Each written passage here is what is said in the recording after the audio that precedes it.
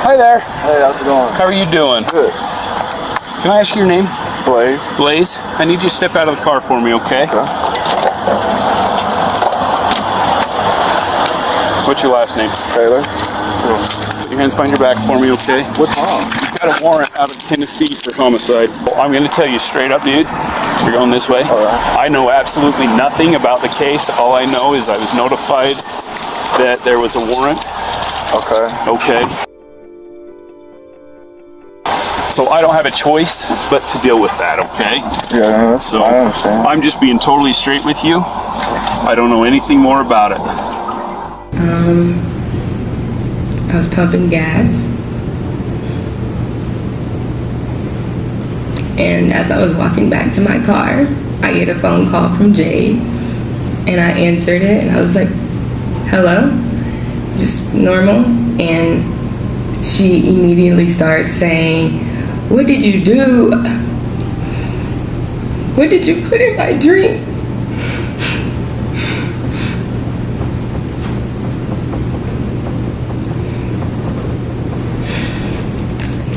Then I heard her say, Blaise, you're scaring me. And he was like, you're scaring me. And she was like, I know you put something in my drink.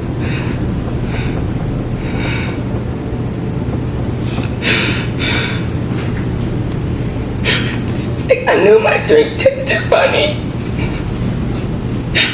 And she was asking him to empty his pockets. And she was like, let me see what's in your pockets. Let me see. And he was like, I don't have anything. So this whole time I'm like, Jay, like trying to get a response from her.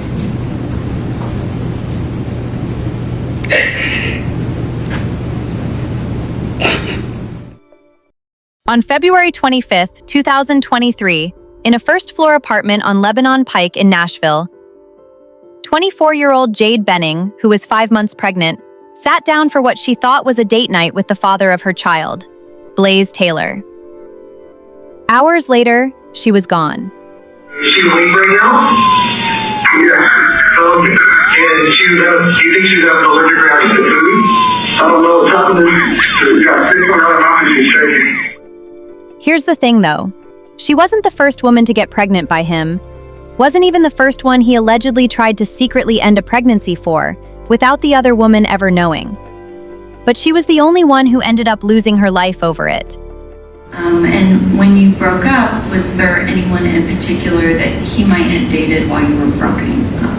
Yes. And who was that? Her name was Xavier. And what was her last name? Winford. Did you know Miss Winford? Yes, and not like personally, but I knew her through him, and we had a few interactions. And can you describe what was your understanding of his relationship with her? Someone that he dated before he met me, or didn't date. He said they were never together, that he would never bring her home to his parents, and that she was crazy, and that I needed to block her, and it was kind of that situation. And at some point, did he come to you and talk to you about something that happened with her? Yes. And what was it that he came to tell you about? That he got her pregnant. And what was the time frame that this occurred? This was the summer of 2017. And what was his demeanor like when he came to you to tell you about this? Very erratic. He was upset, didn't want to have a baby with her. That's what he was telling me, that this was something that he couldn't do. Was that a different reaction than he had when you told him you were pregnant, but you did not want to keep the baby? Yes, it was flipped. Like how I was panicked the first time around, and he was freaking out when it was her. And when you say he was freaking out, how did he act when he was panicked? Really erratic, and but then he would say he could control the situation. It went on for a few days of us talking about it, but that night he was like trying to figure out if there was something that he could do. He was Googling things. So he was looking stuff up to figure out how she, like if there was something he could do to make her have an abortion. And asked me if I could get the abortion pills and he could make her take them or put it in her drink. Blaise called it in and told the operator that she was having an allergic reaction. Said he didn't know the address and fumbled through the building number twice. 511, what is the location of your emergency?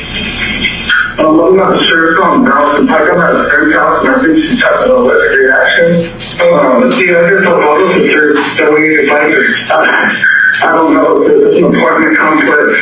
Is there something else there? Looking, I'm looking around. I'm just gonna get there and I'm looking around. I don't know what's going on. Is she awake right now? Yeah. And do you think she's having an allergic reaction to food? I don't know. I couldn't even talk to her. I don't know what she's done. If she's done anything today or anything, but everything was fine. And then I don't know what's happening. So she got sick on her mouth and she's shaking. So you think it's possibly a reaction to not having food? Is that right? I think so. I don't know. I don't think she's allergic to anything. I don't know. So for now, she's awake and apparently she's moving air freely. She's not struggling to breathe or wheezy or anything like that. No, but it looks like she's throwing up some. I don't know what to do. So is there anything else I have to be doing? Okay, does she have an EpiPen? Do you have an EpiPen? Do you have an EpiPen? I don't think so. I don't think so. She's not responding. Okay. The entire time, paramedics were racing toward an apartment where something far more complicated than an allergy was already underway. Ms. Rose, can you describe to the jury what you remember when you first got there? I don't recall who took us. I don't know if he took us to the patient or if he met us at the door. I don't remember any of that. First thing I remember was seeing Miss Benning on the bed. This is Crime on Buzz. Before we get started, leave a like, share your thoughts in the comments, and subscribe so you won't miss out on cases like this. Now, to understand how she ended up there, let's go back further. Jade Tristan Benning was born March 6, 1998, in Little Rock, Arkansas. She started cheerleading at 7 years old, went on to captain both JV and varsity squads at Central High School, and met her best friend Najaya Jackson when they were still young. According to Najaya's account, Jade was a sister to her. Never met a stranger, never cared where you came from. She'd befriend anyone the same day she met them. And when you lived in Little Rock, Arkansas, at some point in your life, did you meet Miss Jade Benning? I did. And how old were you when you met Jade Benning? I was about 6 years old. Can you describe your friendship with Jade Benning? My friendship with Jade Benning was a friendship that I pray everyone gets to experience. Jade was my sister. She was a very loyal person, a very dependable person, and a friend that I never imagined to not have anymore. How long did you knew her since you were 6, but did you guys go to school together? Yes, we went to middle school, high school, and a little bit of college. And during that time, did you stay very close best friends? Yes. At some point, did y'all not live in the same place in Arkansas? Yes, we did not. There was a point when I lived in Fayetteville and she lived in Conway, Arkansas. Did you maintain that close friendship even when you didn't live in the same town? Yes. And can you describe Jade kind of growing up? What type of person was she? Jade was a very outgoing, charismatic, go with the flow type of girl. A girl that never met a stranger. She didn't care your socioeconomic background. She didn't care your gender, your race. She would meet anyone and become their friend the same day. After high school, Jade tried college but left to chase something else entirely. She enrolled in Brightwater Culinary School in Bentonville, Arkansas, and on August 20th, 2018, she posted to Instagram that after changing her major 4 times, she'd finally found what she was passionate about. She ended that post calling herself Chef JTB. She followed through on it. Head pastry chef, her own small catering company, and eventually a move to Nashville to run the kitchen at a restaurant in the Wedgwood, Houston neighborhood.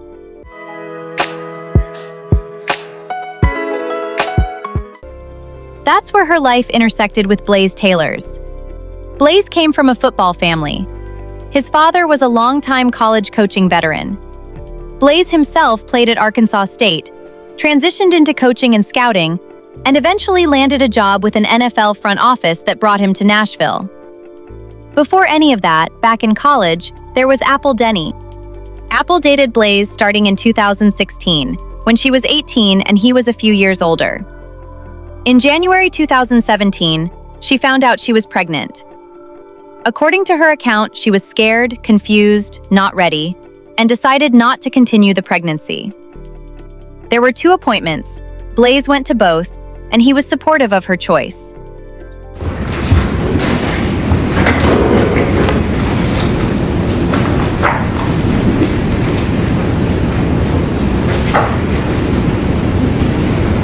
Good afternoon, Ms. Denny. Could you please state your full name for the record? Apple Denny, And can you spell your last name for the court reporter? Dennie. And Ms. Denny, how do you know Blaise Taylor? We dated when I was an undergrad at Arkansas State. And how old were you when you started dating him? 18. And can you describe how long did you date him? A couple years through 2018. It was breakups, get back together, breakups, get back together, so the timeline gets a little foggy. Which, for reference, you said that y'all began dating when you were 18. How old are you now? 28. And what year were you in school? I started fall of 2016, fall of 2016, and I met him in November of that year. And what year was he in school? I believe he was a senior. Do you remember how old he was? No. But he was a couple years older than you, is that fair? Yes. And did you continue to date into the beginning of that next year, early 2017? Yes. And at some point in your relationship, did you ever become pregnant? Yes. And about when did that happen? January of 2017. And when that happened, did you talk to Mr. Taylor about it? Yes. And can you describe kind of what were your feelings when you learned that you were pregnant? I was really scared and confused. I knew I wasn't ready to have a kid. So. Was that your reaction kind of from the beginning, and did it stay that way? Yes, I immediately, that wasn't something that I thought I wanted for myself. Was that something that you felt like you could talk to your parents about at the time? No. And so from the time that you found out, what did you ultimately end up doing? I had an abortion. And was there any point in which you changed your mind about that? No. And Mr. Taylor, did he accompany you to the appointments for that? Yes. And was there one appointment or was there more than one? There was 2. And did he go to both of those appointments with you? Yes. And can you describe at that first appointment what information was provided to you about the options? There were 2 different types of abortions that I could have. One was the procedure, and Your Honor has already ruled. Okay, I'll rule it that. Go Thank ahead. you, Your Honor.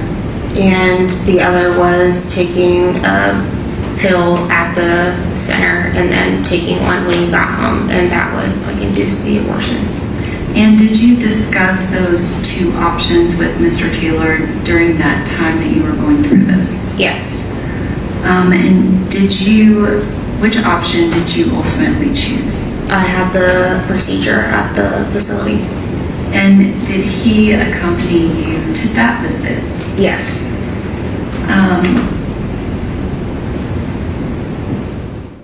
That part, by her own account, wasn't the problem. The problem came a few months later. While he and Apple were briefly broken up, Blaise got another woman, Xavier Winford, pregnant. According to Apple's account, his reaction to that news looked nothing like his reaction to hers. He was erratic, panicked, and she said he spent days searching for a way to end the pregnancy without Xavier knowing. Searching for options online, telling Xavier he wouldn't be part of the child's life at all if she went through with it, trying to pressure her into changing her mind through sheer ultimatum. And at any point did you meet his parents? Yes. Did y'all continue to date after that? Mm-hmm. And you said that you broke up, but then you would get back together. Yes. And when you broke up, was there anyone in particular that he might have dated while you were broken up? Yes. And who was that? Her name was Xavier. And what was her last name? Winford. Did you know Miss Winford? Yes, and not like personally, but I knew her through him, and we had a few interactions. And can you describe what was your understanding of his relationship with her? Someone that he dated before he met me, or didn't date. He said they were never together, that he would never bring her home to his parents, and that she was crazy, and that I needed to block her, and it was kind of that situation. And at some point, did he come to you and talk to you about something that happened with her? Yes. And what was it that he came to tell you about? That he got her pregnant. And what was the time frame that this occurred? This was the summer of 2017. And what was his demeanor like when he came to you to tell you about this? Very erratic. He was upset, didn't want to have a baby with her. That's what he was telling me, that this was something that he couldn't do. Was that a different reaction than he had when you told him you were pregnant, but you did not want to keep the baby? Yes, it was flipped. Like how I was panicked the first time around, and he was freaking out when it was her. And when you say he was freaking out, how did he act when he was panicked? Really erratic, and but then he would say he could control the situation. It went on for a few days of us talking about it, but that night he was trying to figure out if there was something that he could do. He was Googling things, so he was looking stuff up to figure out how she, if there was something he could do to make her have an abortion. Then he asked Apple for help. He told her to help him get a pill that would end the pregnancy, so he could slip it into Xavier's drink without her ever knowing. And asked me if I could get the abortion pills, and he could make her take them or put it in her drink. And so you talked to him over a period of a couple of days, is that correct? Yes. And what was he telling you? I mean, he's telling you that he's trying to figure out something that he can give her. Yeah. Was she wanting to have an abortion based on what he said? No, he said she would go back and forth, and he would tell her, well, I'm not gonna be a part of the child's life, thinking that would convince her to not have it, because that's ultimately what he said she wanted. And then they would just go back and forth about it, and then someday he would say, I think she's going to do it, and I think she's not going to do it, but she didn't want to. And you said that he was telling her he wouldn't be a part of the child's life. Was he also saying, like, not part of her life? Yeah, like he wouldn't have anything to do with her if she went forward with it. Kind of like an ultimatum. Yeah.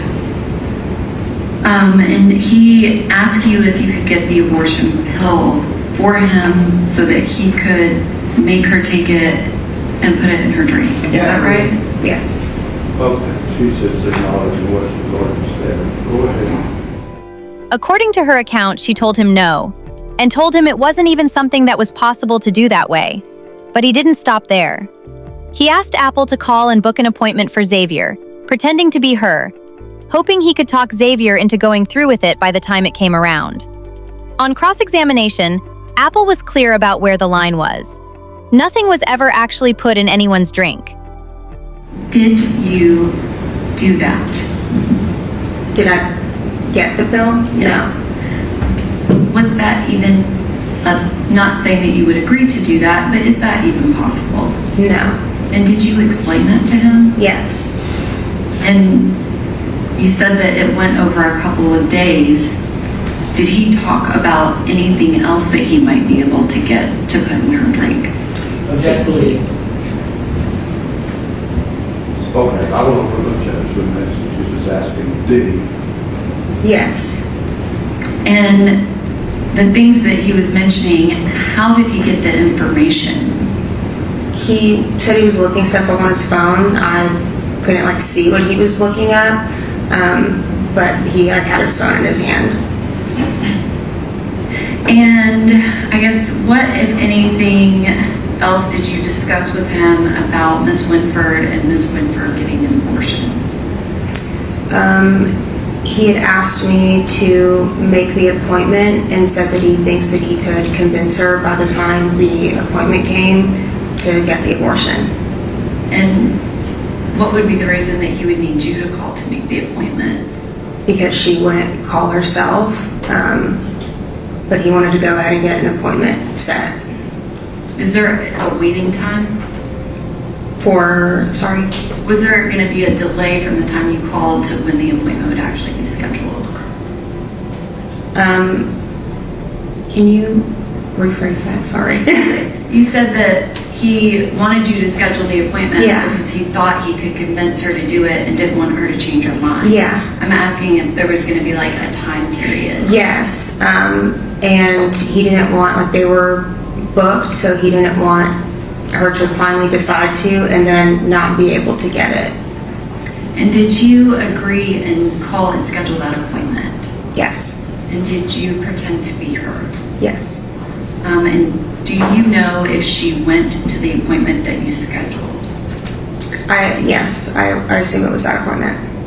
And you said you assume. I guess, do you know what ultimately happened with that pregnancy? Yes, that she had an abortion. That's what I was told. And do you know, did Mr. Taylor continue to see Ms. Winford after that time frame? That would have been summer of 2017. Yes. And do you have any knowledge if he's continued to see her since then? Yes, I have assumed so. Objection. No basis for that. She's personal. Okay, I'll strike that if she just thinks so. Do you have any knowledge about that? I saw a post of her at a game. Objection. And I was... Okay, hang on just a second. Back to Jade. In January 2022, she and Blaise connected. One date turned casual, not exclusive, both reportedly still seeing other people. According to Najaya's account, Jade was optimistic about him from the start, that he felt different from who she usually dated. At some point, after you moved here, how did you first hear about her dating Blaise Taylor? She told me she kind of met him a couple months prior to, and it was kind of just, small little conversations. And then when I moved here, she was telling me about this guy she had been seeing. And do you know how they met? On Hinge. And what is Hinge? Hinge is a dating app. And if she saw him for a date or went over to his house, would she tell you about it? Yes. And did she tell you about it often in the beginning? Yes. Can you describe what was her kind of attitude and outlook towards him? She described him as somebody that was like kind of different from her usual type. She was very like optimistic as to like where this could go. She was really enjoying their hangouts and their conversations. So I was like, all right, well, let's see where this goes. Then, in November 2022, Jade found out she was pregnant but wasn't immediately sure who the father was. Once she and Najaya worked out the timeline, she confirmed it was Blaise's. On November 3rd, they went together to confirm it with an ultrasound. How did you find out about that? She texted me and told me that she needed to talk to me, and she then FaceTimed me, and she was showing me the maybe like 4 pregnancy tests that were positive. And are those home pregnancy tests? Yes, ma'am. And was that something that she had planned? No. Did you, I guess that day, talk to her about that positive pregnancy test a lot? Yes, I did. I did indeed. And what did you do to kind of assist Ms. Benning with this new news in her life? Well, I was telling her because these were at-home pregnancy tests, yes, they are positive, but I think that we should probably go to a clinic to verify. So I was looking at clinics in the surrounding area to see where we could get her in to get an ultrasound. And were you able to get her an appointment that same day? Yes. And was it the very same day or was it the next day? It was the next day. Okay. So were you trying to get her an appointment the same day? I was trying to get her an appointment the same day, but was told we don't do same-day appointments. And did you go with her to that appointment? I did. And do you remember the date of it? November the 3rd. And what happened at that appointment? They took her back and did vitals, and then I was telling her, don't wait on me to get there so I can be with you for the ultrasound because I wanted to hear the heartbeat with her. And did you make it? Yes, I did. And I went to the back with her, and the nurse was asking her if she wanted to, well, I asked her if she wanted to hear the heartbeat, and the nurse kind of verified with her decision, and we heard the heartbeat.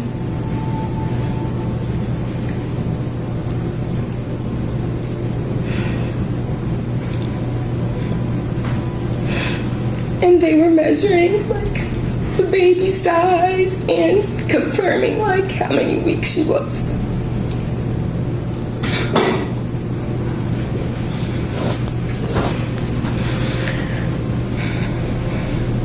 Ms. Jackson, were they able to tell Ms. Benning how many weeks pregnant she was? Yes. And was that something where you and her discussed kind of dates of when it would have happened? Yes. And when they gave you that information, did you know who would have been the father of that baby? Yes. And do you still have all of your text messages with Jade? I do. And was that something where y'all were going through your phones, looking at dates, making sure like when she was where, all of those things in that moment? Yes, ma'am. Objection legal, Your Honor. Okay, she's answered it, so go ahead without leading the question. Jade told Blaise. History, as it turned out, does tend to repeat itself. According to Najaya's account, his response wasn't collaborative. He wasn't openly demanding she end it, but he wasn't stepping toward fatherhood either. On November 6th, Jade sent him a message ending things, telling him flatly she was keeping the baby and he could walk away with no obligation if that's what he wanted. Then, for 5 to 6 weeks, they didn't speak at all.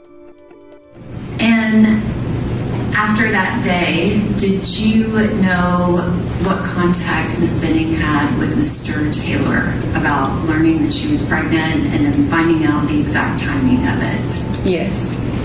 And can you describe, did you read any text messages she had? Did you just talk to her about it? Or kind of how did you get information about her talking to him about it? She sent me screenshots of his response. She called me to kind of tell me that they were going to have a conversation. So I was pretty much in the loop from day one as to what was going on in her pregnancy. And can you describe, after she met with Mr. Taylor, what was her attitude after speaking with him?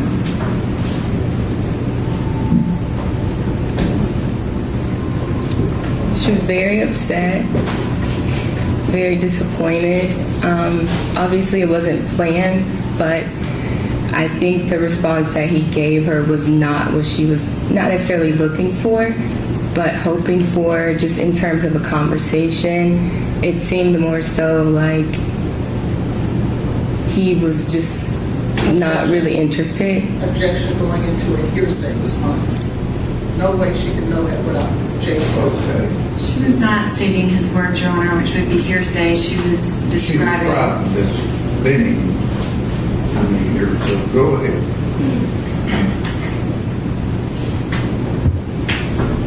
Ms. Benning, after she talked to him, you were describing that she was disappointed with his response. Yes. What was her outlook and attitude even after speaking with him and getting his response? I feel like Jade was still very hopeful.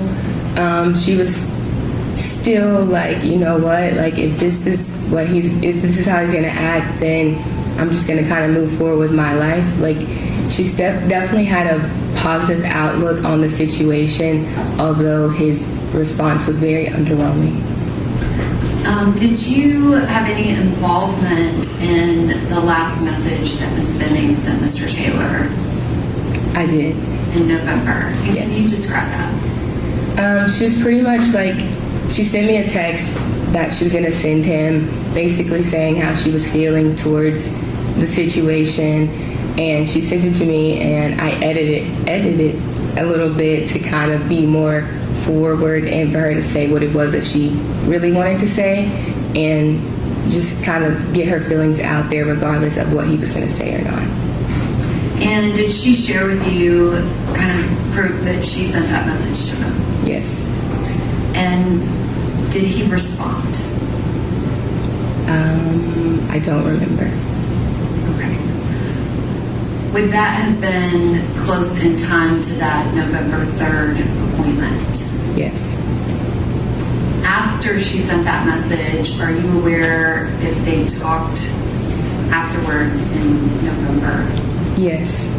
And were they talking like on a regular basis, or what do you know about the communication that they had after she sent that text?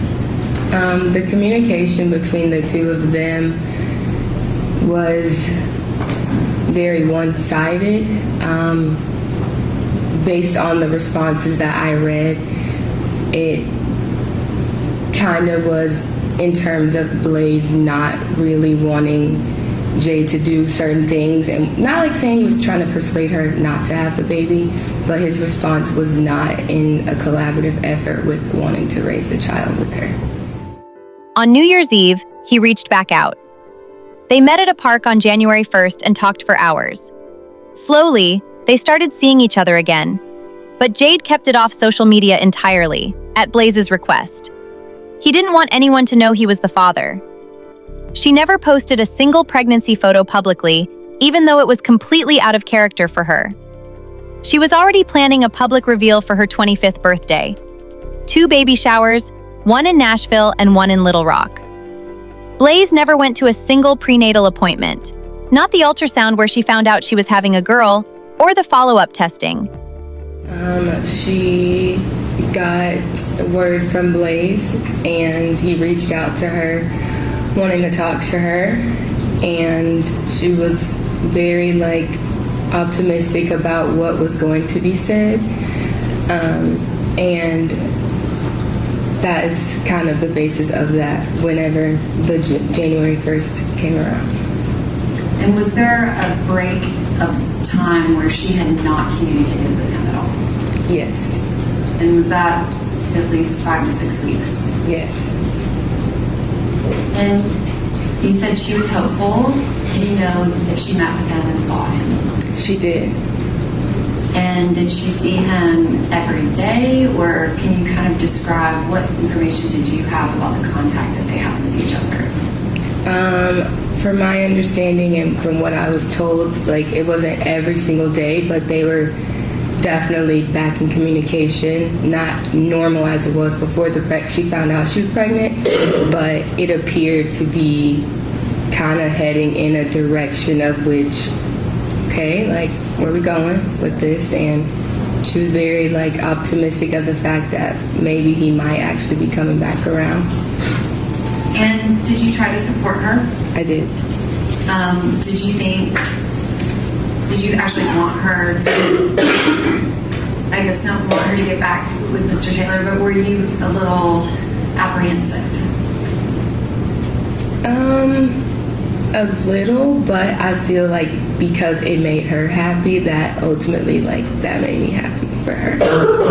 And did she tell you kind of every time that she saw him after they started talking again in January? Yes.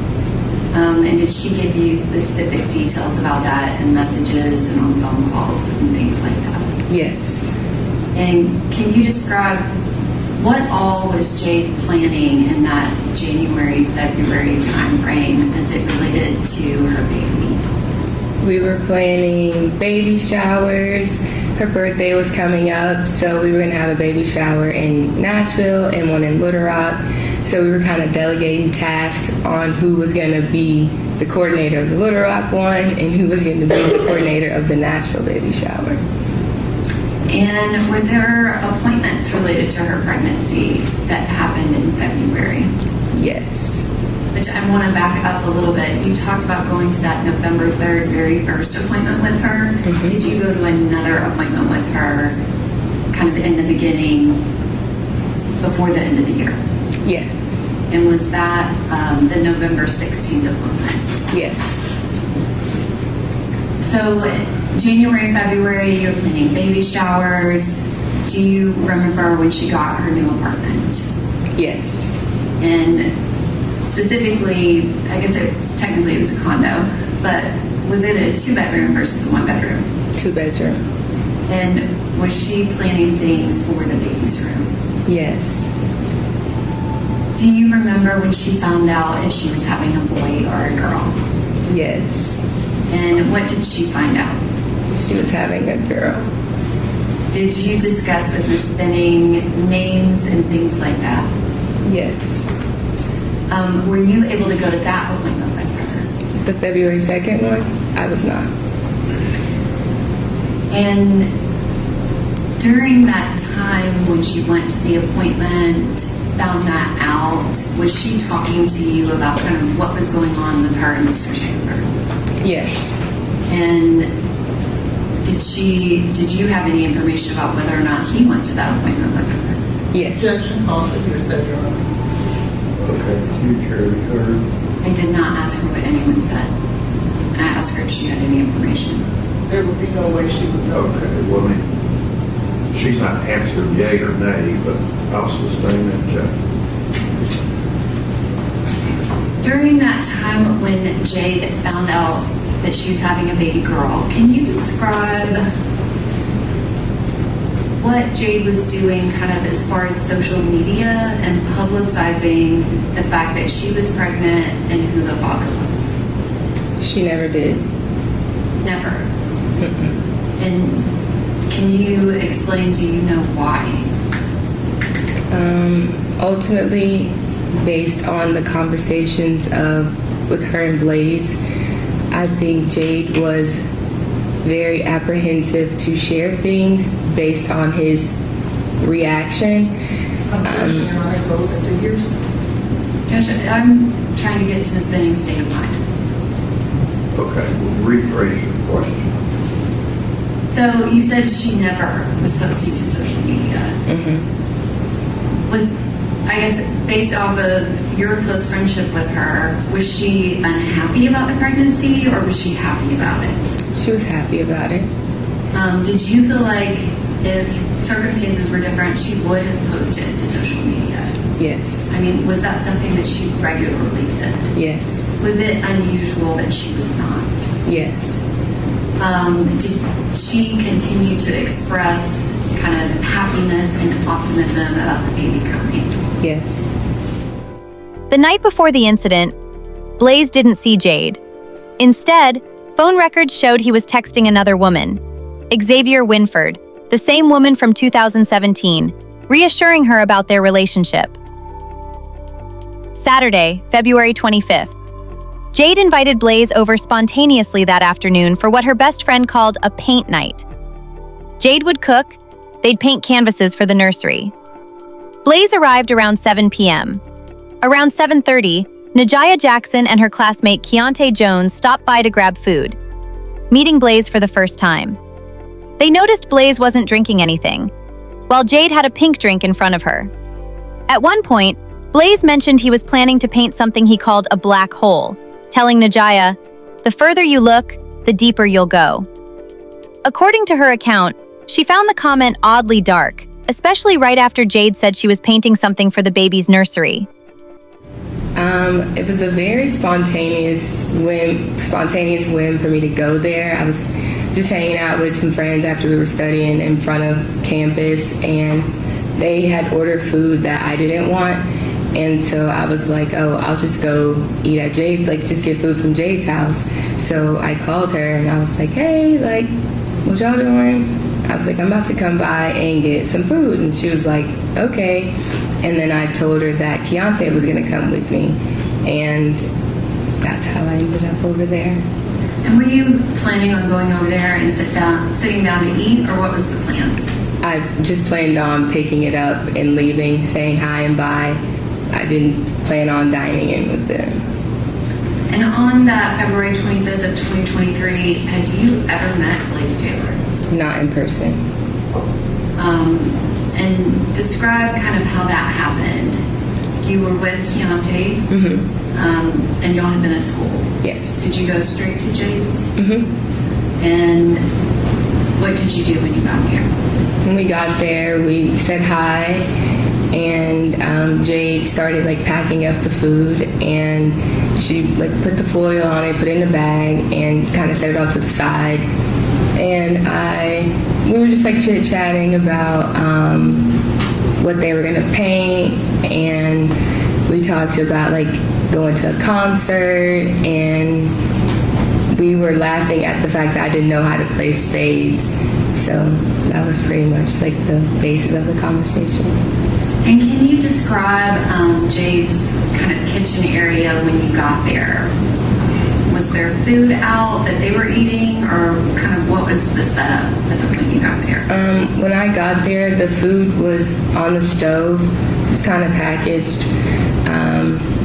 The canvases were kind of off to the side. The island was pretty clear. I didn't, and Jade had a glass of like a pink drink, and Blaise wasn't drinking anything. There was no cup in front of Blaise. And did you drink anything while you were there? I didn't drill. Was that something you brought with you? I did not. What was Mr. Taylor doing, and where was he at in the room? He was sitting beside Jade at the island, and he was engaging with some of the conversations, and he was just shuffling Uno cards the whole time. Was anybody playing Uno? No. But he was shuffling cards.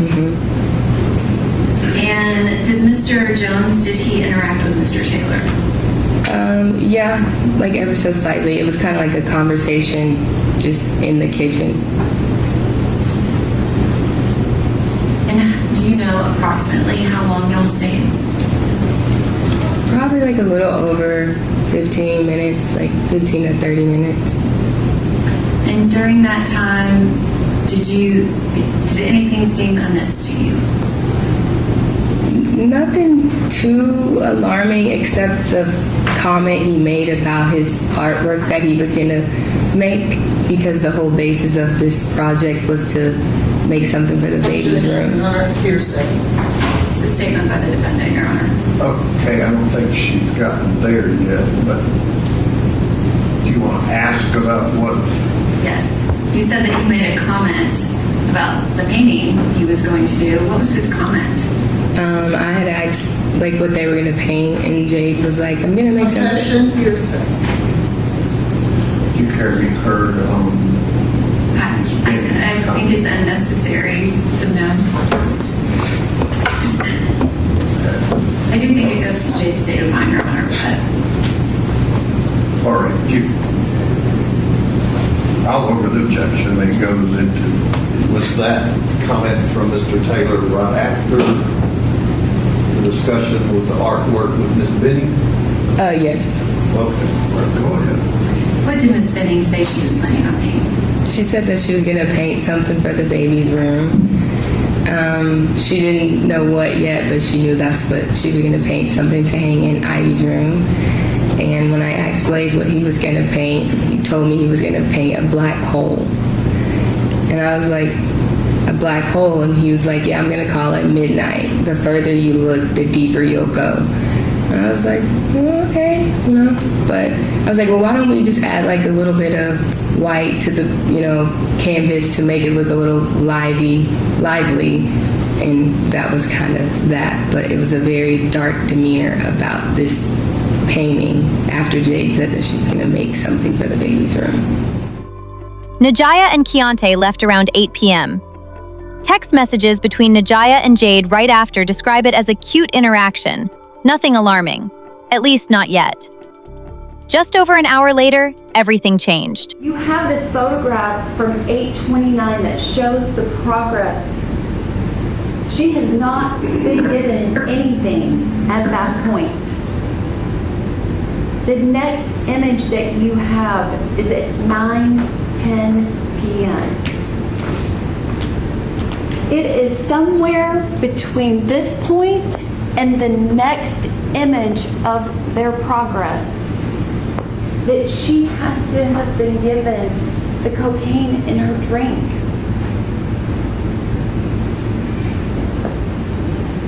"9:24 p.m. is the next time that there is an event. It is after that 30-minute mark. She has finished the painting. You heard Dr. Carney's testimony about how the symptoms would start off not severe, but it would escalate really quickly. And 9:24 to 9:28, you have 4 minutes. 4 minutes after he has put this in her drink. He is there and knows what he has done. And for 4 minutes, takes picture after picture with Jade Benning. Blaise Taylor went there with a plan. There was a plan. He has already poisoned her. And he is taking pictures with her. Blaise Taylor did not plan for Jade Benning calling Najaya Jackson. That hadn't happened yet. The last event that happens is that deleted picture, and within 45 seconds, Jade is calling her best friend. At 9:29 p.m., Jade called Najaya. According to Najaya's account, what she heard wasn't a normal conversation. Jade sounded scared, disoriented, telling Blaise she knew he'd put something in her drink, that she couldn't feel her legs, asking him to empty his pockets. Najaya said Jade told Blaise he did it because he didn't want the baby. Blaise, according to her account, said almost nothing back, only responding when Jade told him he was scaring her, saying it right back to her. 6 minutes and 9 seconds later, the call disconnected. And what, if anything, happened while you were there? I was pumping gas. And as I was walking back to my car, I get a phone call from Jade. And I answered it, and I was like, hello? Just normal. And she immediately starts saying, what did you do? What did you put in my drink?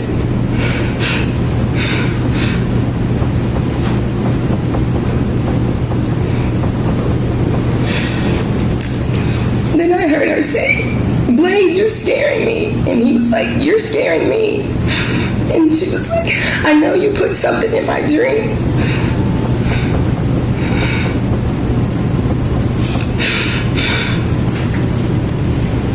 She was like, I knew my drink tasted funny. And she was asking him to empty his pockets. And she was like, let me see what's in your pockets. Let me see. And he was like, I don't have anything. So this whole time I'm like, Jade, like trying to get a response from her.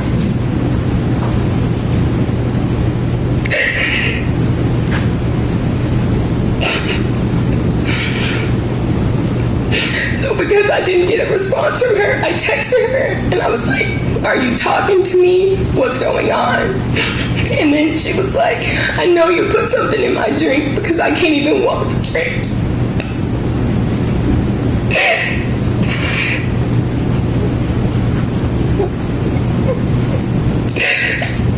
She was saying that she couldn't feel her legs. And then she said it again. And she was like, you put something in my drink. You did this so something could happen to me. Give her just a moment. You need to clean that. I won't everybody to be able to hear you, number one, but then let you calm down. Najaya called back. Blaise answered, using Jade's phone, and told her he was about to call 911. Then that call disconnected too. I called back. Did you call back more than once? Yes. At some point, and you're calling back Ms. Benning's phone, is that correct? Correct. Did you have Blaise Taylor's phone to call him? No. At some point, was her phone answered? Yes. And who answered it when you called back? Blaise. And can you describe what was said in that phone call? I answered the phone, and he answered the phone, and I was like, Blaise, like, what's going on? What's going on? Like, FaceTime me. Like, let me see her. And he doesn't FaceTime me, but he tells me that he's about to call 911. Did you ask him several times to FaceTime you? Yes. And you said that you asked him what was going on. Did he answer you? He just kept saying, I don't know. I don't know. Blaise called 911 at 9:38, about 3.5 minutes after the call with Najaya ended. On the recording, he struggles to give the dispatcher an address, describes Jade as having an allergic reaction, and can be heard saying he doesn't know what's happening. 911, what is the location of your emergency? I'm not sure. It's on Dallas and Pike. I'm at a friend's house, and I think she's had an allergic reaction. Let's see, I guess I'll go to her so we can find her. I don't know. It's an apartment complex. Is there anything else there? Looking, I'm looking around. Just give me a second. I'm looking around. I don't know what's going on. Is she awake right now? Yeah. And do you think she's got an allergic reaction to food? I don't know. I couldn't even pasta. I don't know what she's done. If she's done anything today or anything, but everything was fine. And then I don't know what's happening. So she's got 6 on her mouth and she's shaking. So you think it's possibly a reaction to not that food? Is that right? I think so. I don't know. I don't think she's allergic to anything. I don't know. So right now, because she's awake and really got scurvy, she's moving air freely. She's not struggling to breathe. breathe or wheezing or there's no anything like that. No, but it looks like she's throwing up some. I don't know what to do. So, is there anything else I have to be doing? Okay, does she have an EpiPen? Do you have an EpiPen? Do you have an EpiPen? I don't think so. I don't think so. She's not responding. Okay. EMS arrived at 9:50 p.m. Jade was found face down on her bed. She had symptoms that paramedics didn't associate with an allergic reaction. And how are you currently employed with Nashville Fire? As a paramedic. Okay, have you been in that capacity the entire time with Nashville Fire? Yes, ma'am. Okay. And were you on duty February 25th of 2023? I was. Okay. Did you respond to an incident located at 1522 Lebanon Pike, apartment 107? Yes, Was that here in Davidson County? it was. Do you recall what you initially were told you were responding to, what the dispatch was for? I believe it was an allergic reaction. And were you in the ambulance? Yes, Driver or passenger? passenger. Were you the first medic on the scene? I was. Ms. Rose, can you describe to the jury what you remember when you first got there? I don't recall who took us. I don't know if he took us to the patient or if he met us at the door. I don't remember any of that. First thing I remember was seeing Miss Benning on the bed. Okay, I'm going to publish something for you. Do you recognize this? I do. Okay. Can you tell the jury what this is? This is the apartment right when you walk in. Okay. And these two females right here, they were not present, is that correct? That's correct. Okay. And you mentioned a male. Do you see that male in the courtroom today? I do. Okay, could you point him out and describe something he's wearing for the court, please? Yep, he's right over there wearing a blue suit and a white shirt. Your Honor, if the record could reflect our identification of Mr. Taylor. Okay. And Ms. Rose, do you recall what Mr. Taylor's demeanor was like on that 25th? Yes, he was very frantic. Okay, what do you mean by that? He was very anxious. Okay. And what did you do when you got in that apartment? First thing, we went to Miss Benning and we turned her over. What are we looking at right here? That's the bed that Miss Benning was in. Okay, and you can draw on that screen. Can you show the jury how Ms. Benning was positioned on that bed? Yeah, she was laying long ways like that with her head this way.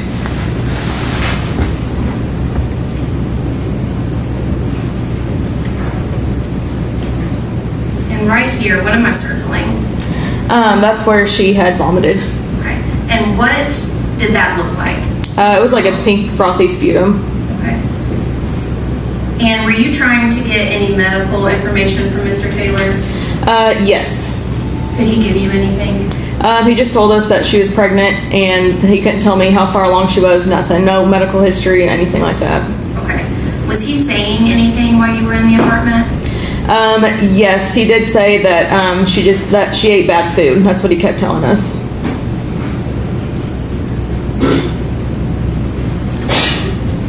And was the scene considered safe? Initially, yes, but by the time we tried doing patient care, no. Okay, and what do you mean by try to do patient care? We tried to assess the patient. Like I said, we tried rolling her over, and he would not allow us to. He just kept being very handsy with the patient and not allowing us to properly take care of the patient. Did you perform CPR on Ms. Benning inside the apartment? I did not. Why? Because the scene was not safe. So for the patient's well-being, it was better off just to get her to the truck. We call it load and go. But the scene's not safe, that's what we do. By the time Najaya arrived, Jade was already in the back of the ambulance, pale and unresponsive. She followed to Vanderbilt. When I pulled up, the ambulance was already outside.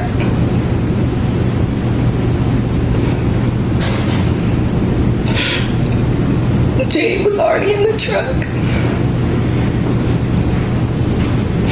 Her head was to the side. And they were doing CPR.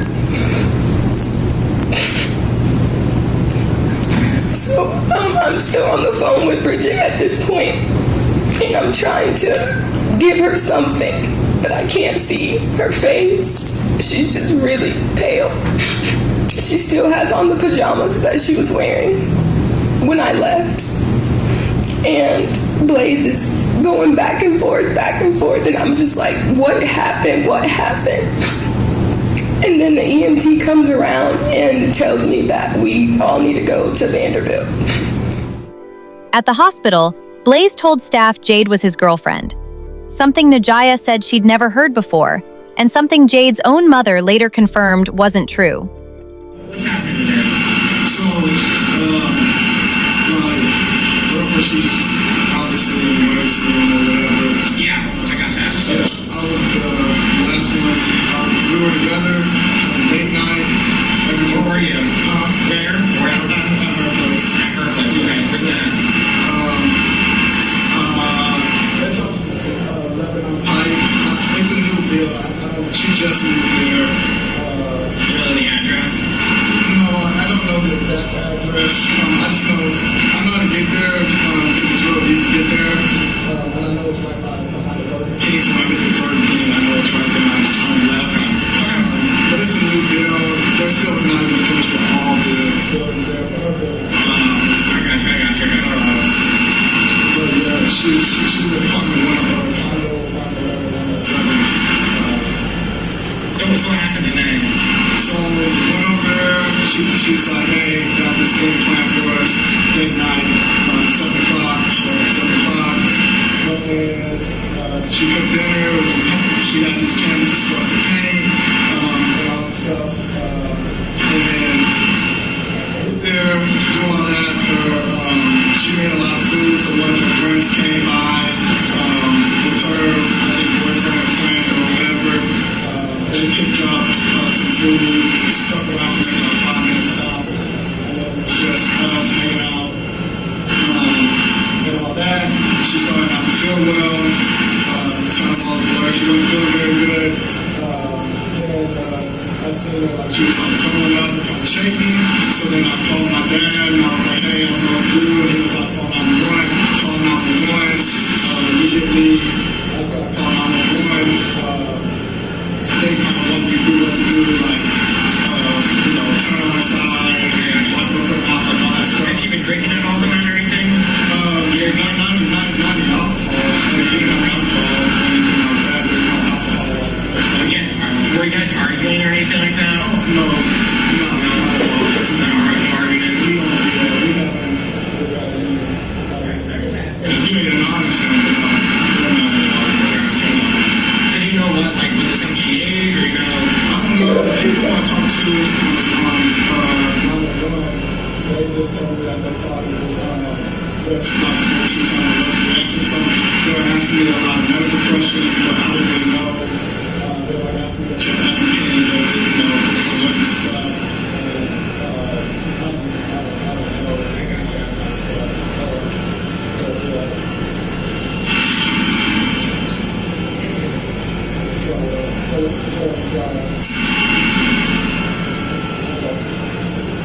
Anything else that you can remember? Besides that, just spend here or whatever. He's still in that 1903 action now. Yes, sir. You Blaise? Sure. I'm going to talk over there.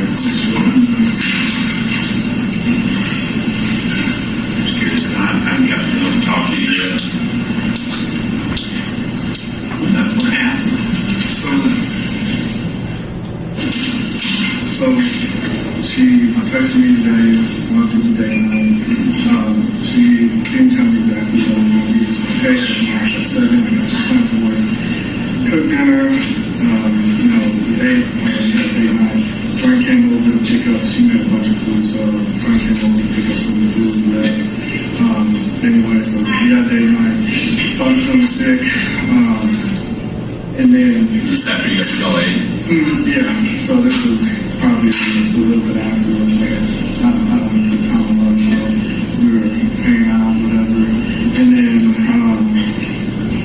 she started feeling sick. I called my dad, I was like, hey, she's really sick, I'm not sure what to do, and then he told me to call 911.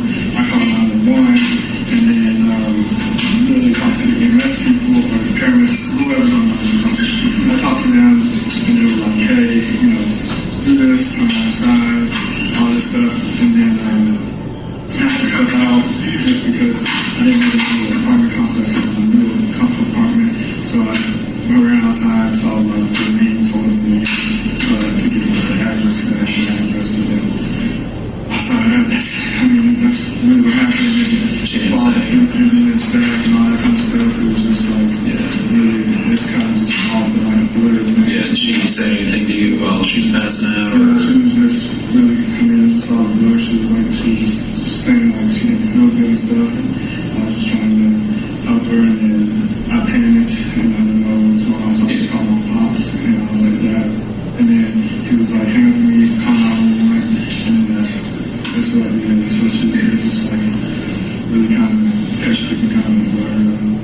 I guess feelings pumping and all that stuff. So it's just stuff between you two, nothing rocky or anything like that. Things have been good. I mean, I've seen her the last, I think 3 days in a row. I just got back in town, and so I saw her. Yeah, this was that Saturday. So yeah, I saw her the last 3 days.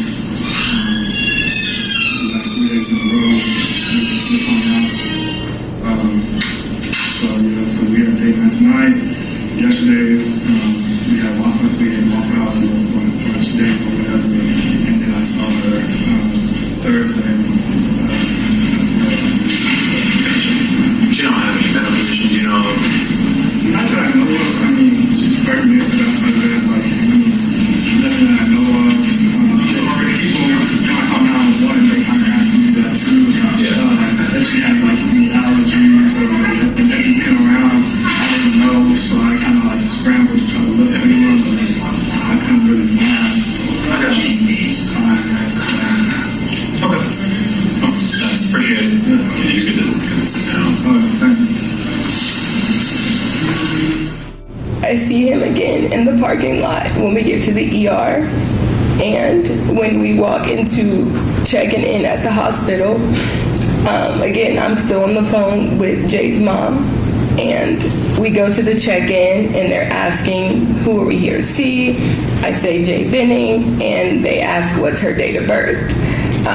But they were asking our relation to the patient, and I said, that's my best friend, and he told them that this was his girlfriend, and I had never heard that before.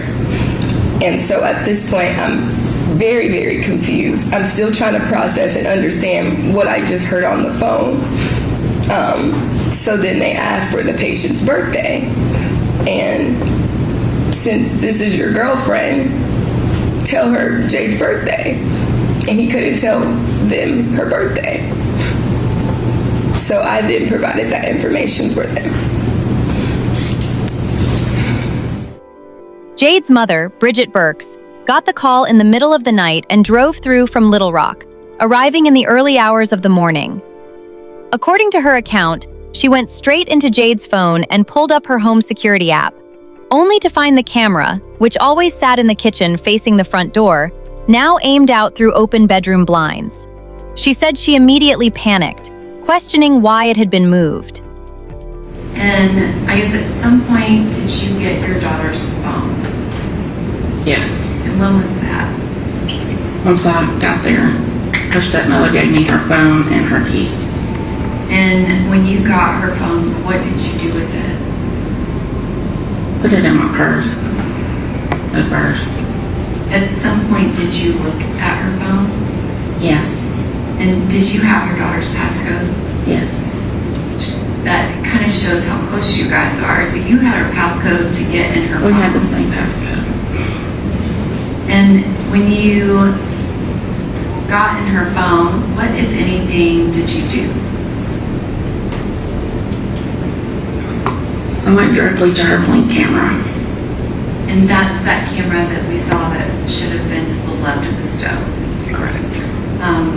I guess kind of based off of everything you know, did she have a current subscription? No. Do you have Blink cameras? Yes. Are you familiar with how they work? Yes. If you don't have a subscription, can you still see a live feed? Yes.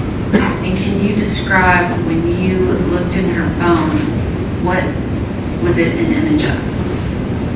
Her balcony with her blinds open, looking out the back, her window onto her balcony in her bedroom. Can you describe, did that seem normal, or what did you think when you saw I that? immediately went into a panic asking why her camera had been moved, because I knew my child had her camera in her kitchen facing her door. According to Najaya's account, she was the one who physically repositioned that camera and closed the blinds. She'd gone to the apartment with a family friend to secure it, worried Blaise might still have access, and put the camera back where it normally sat before police ever processed the scene. At some point, did you go back to Jade's apartment? Yes. And when did you do that? Maybe like a day or so after. And did you go by yourself, or did you go with other people? Other people. When Apple heard that a woman dating Blaise had lost her life under suspicious circumstances involving something in her drink, according to her account, she didn't hesitate. She reached out because she recognized exactly what she was hearing. Did you know Jade Benning prior to February 25th of 2023? I knew of her. We had had some message exchanges on social media. Like, she told me happy birthday, vice versa. And what was the connection between you and Jade Benning? She was in a similar area. Like, the Little Rock area is pretty small, so like a lot of my friends grew up with her. So we kind of just would see each other on social media and connected that way, but I never met her in person. So she was kind of the social media connected friend of other friends? Yes. Did you both participate in the same athletic sport? I think I was told she cheered, but I never like met her through that, but I think we might have both been cheerleaders at some point. Okay. So you knew of her, but didn't actually know her, and you had never met her? Yeah. How did you hear about what ultimately happened to Jade Benning? Two of my friends had said that they needed to talk to me and called me and told me about what happened. And when you say they told you about what happened, about what was the timing of this? From when the incident happened, Miss Benning passed away, was it before she passed away? Yes, she was still in the hospital at this point. And so that would have been kind of right after this incident? Yes. When you say they told you what happened, what kind of information did you get? I don't remember like verbatim, but they told me that they thought that, or were told that he might have poisoned her or something of the sort, but they like didn't have details, and that she was in the hospital and they were like keeping her on life support, I think, until her birthday. Yeah. And when you heard that, what did you do? Like immediately after the phone call, or I guess kind of connected to Miss Benning in this case and how you ended up here today? Well, like I talked to them, they knew about the situation with Xavier in the past, and I want to say maybe a few days later, my friend Ariane had reached back out to me and asked if like I wanted to connect with Miss Bridget, and I said yes, that's fine. I'm open to helping in any way that I can. And then Miss Bridget reached out to me, and then from there was Detective Reese and so on and so forth. A longtime family friend photographed and filmed the apartment, then removed a stained comforter, bagging it in gloves before handing it off to Jade's parents. All before detectives had processed the scene themselves. But as far as the photographs are concerned, would you look through those and see if you recognize what is depicted?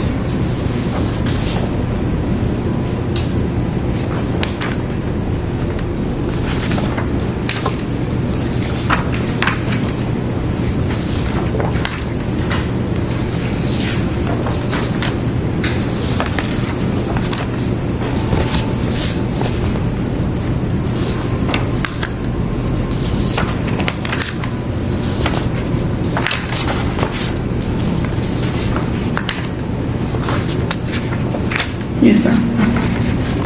And we'll open the envelope and be sure it does have it.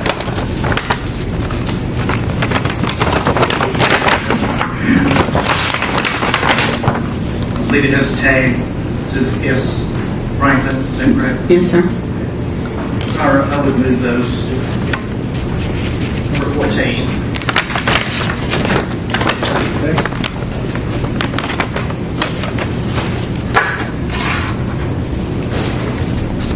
Ms. Franklin, which were done first? Photographs or the videos? Or were they video and a photograph, video and a photograph? Or how was the process done? Room by room, area by area, video and photographs together in the same areas. And what did you use to capture both the video and the photographs? My personal phone. Cell phones. All right. If we could.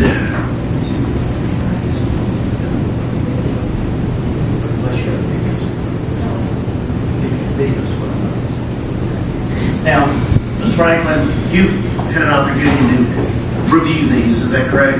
Yes, sir. And we have muted each of the videos because what was said is really not between you and Jade and Jaya is not relevant. So, as we play these one by one, since there will be no audio, can you narrate, tell us what we're seeing? Yes. Video number 1. This is, And we can't stop, obviously. as soon as you walk in the apartment and open the door, you're in the kitchen. And so this is immediately entering the door, panning the kitchen area. This is the countertop. I knew that,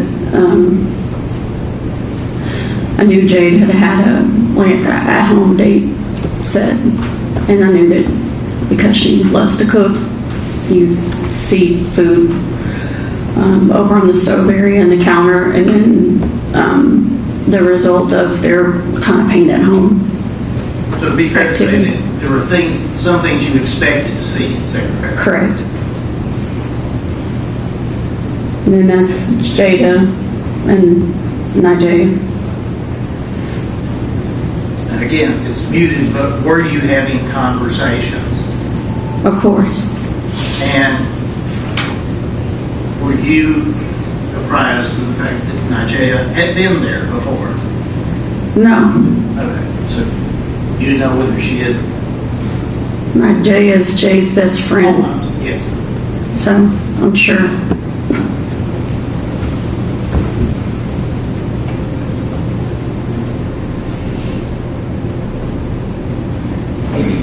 Now we're moving to video number 2. Where are we now? Standing in the living room, facing the second bedroom and panning from the other direction. Looking back towards the kitchen. Yes, and she looks surprised because I'm telling her to get out of the way.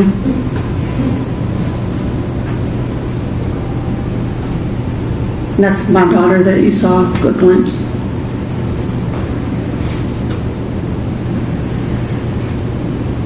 Now, video number 3.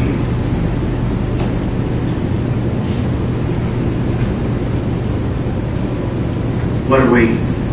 The image of where Jade's camera usually sits.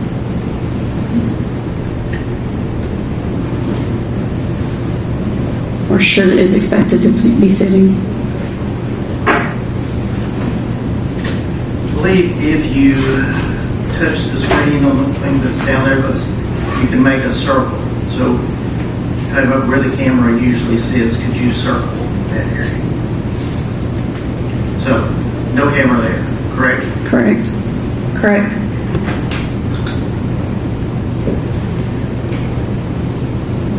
Would you like me to clear that? I can.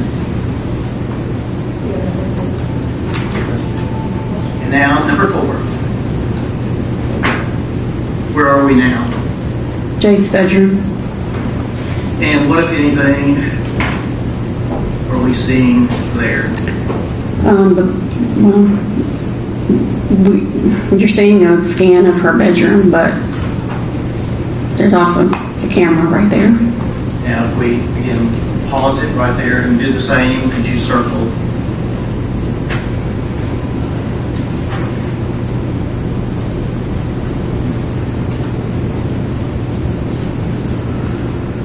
And were the blinds in that condition when you went in and filmed this? Yes, sir. Did you touch anything at that point? No.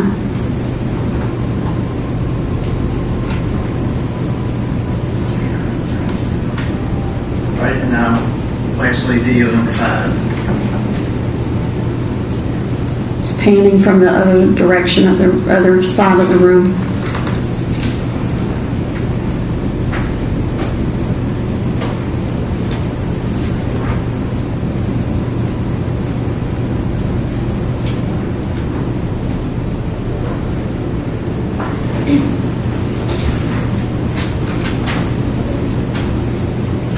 Thank you. Now, if we can publish the photographs. And these have been arbitrarily A through K, I believe. But what are we seeing here in this picture? Camera outside in the hallway, on the ceiling, walkway area of the entrance walkway to Jade's front door. And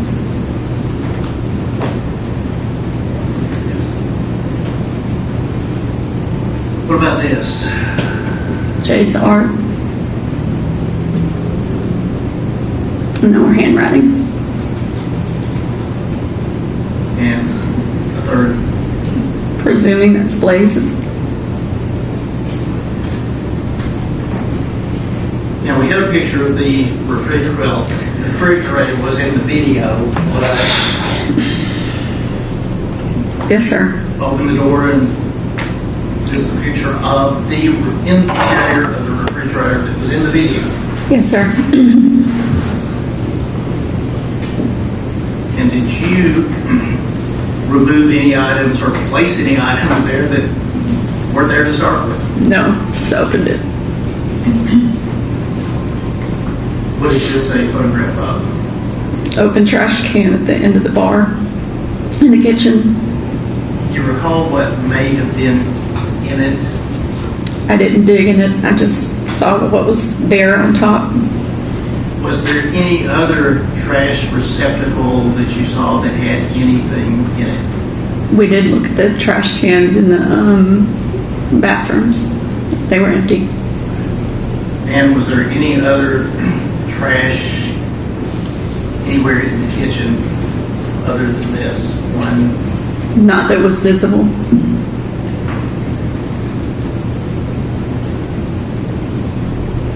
And the next photograph, what are we seeing here? And again, if you could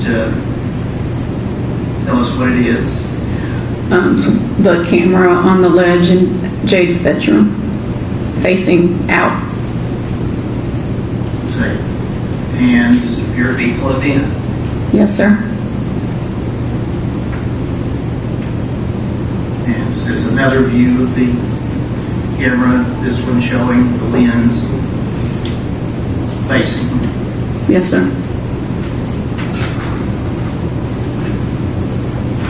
And now moving on, we saw the video of the bed frame. Was there anything on about the bed that attracted your attention? Yes. On the bedspread, it appeared to be throw up or vomit. And looking at it, did it appear to be of any particular color? Pink. Now again, having talked to your son and preparing this, what, if anything, did you do with the comforter, with this object? I took it. I decided to take it, but I didn't.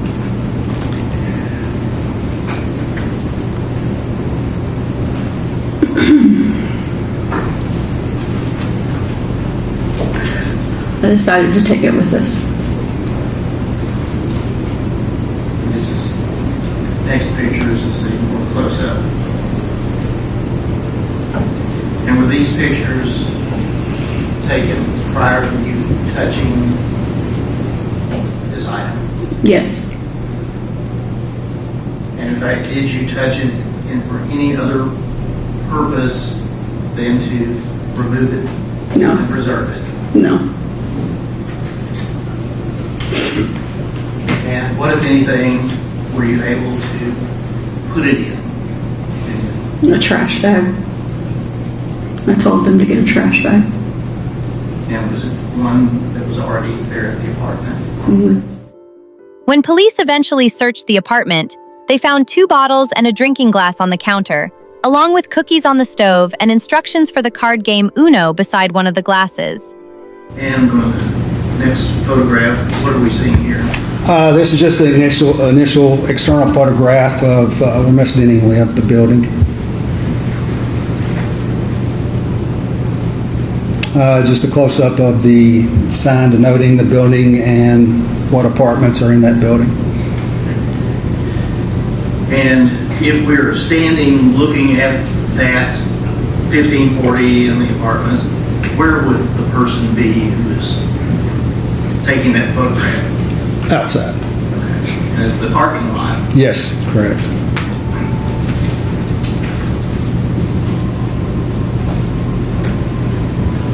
It's just a close-up, still outside of the apartment number. Now, do you recall, was 107 on the first or second?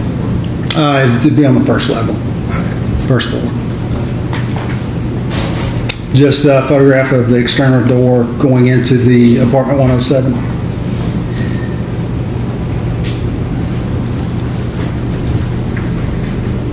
think we've already covered this, but was the door open or closed when you first walked up to it? When I walked up to it, it was unlocked, yes. Okay. And so did you pull it back to take this photograph? That, I don't recall if the door was propped open. I believe it was shut when I first arrived and took the photograph. I don't recall. And the reason I ask that is once you entered, were there officers inside as you were taking your photographs? There were, I think a couple of homicide unit detectives were in there. Right, now, we've gone to the next photograph. What are we seeing and where are we in the apartment? Yeah, this is immediately as you come in the door, the first photograph. Captures part of the kitchen because the apartment, the way it's set up, you walk directly into the kitchen, the door. So that's the first photograph I take, as if you're walking into the door, this is what I see.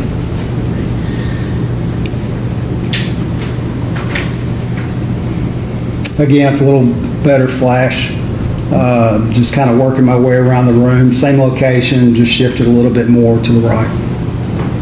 And with respect to the counter or the island area there, were there items of interest to you? There were, yes. And what were the items of interest that had been identified to me by the homicide unit were the 2 bottles, the Minute Maid and the V8 splash bottle there in the middle. This glass, which was half filled with clear liquid, and this glass, which was empty.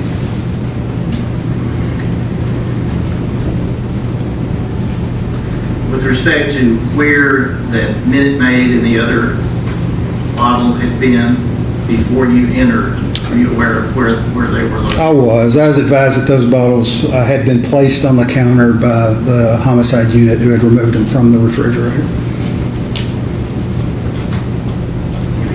Clear. Not good. Oh. And we'll go to the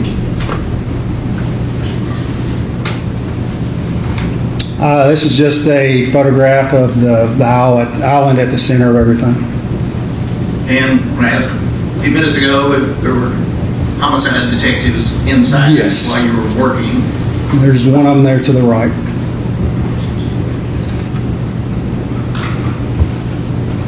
At that time, based upon the information you had, did the paintings, for lack of a better term, there on the island have any significance to you? No.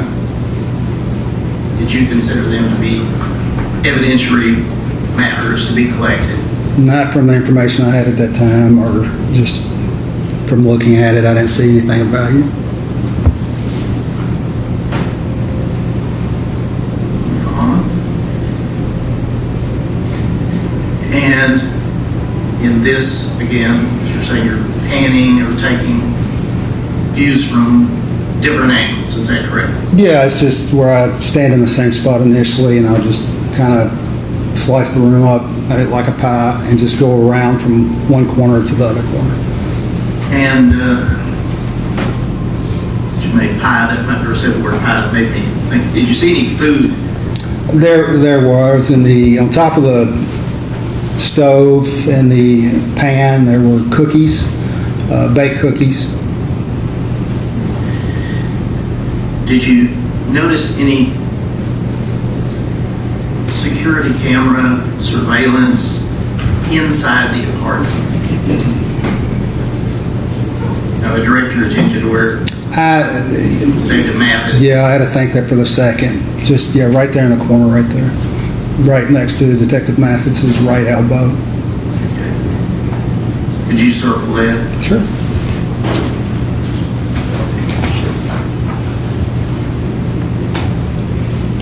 Did that appear to be activated or? No, from what I recall, not.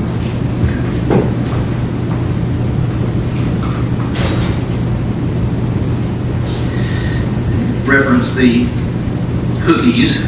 Yes. Are they in this photograph? And you could circle. Sure. And to the right of the cookies, did that also appear to be food items? It did. I don't recall looking inside. There, right there, the Tupperware containers. And again, with the same sort of question, did those have any evidentiary value with respect to anything that you knew about this case? No, sir.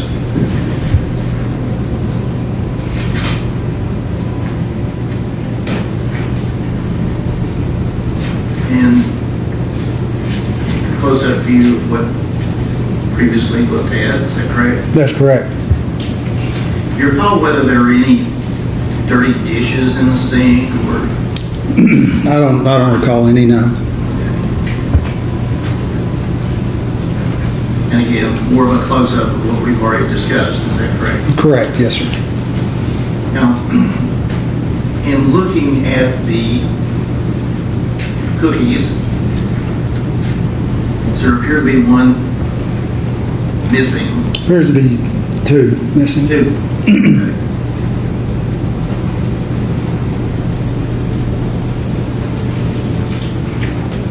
And where is this? And is this still Detective Mathis in the background? Yeah, it is. This just shows just down from there the position of where the trash can was in relation to the rest of the kitchen, and just shows a more complete photograph of the kitchen.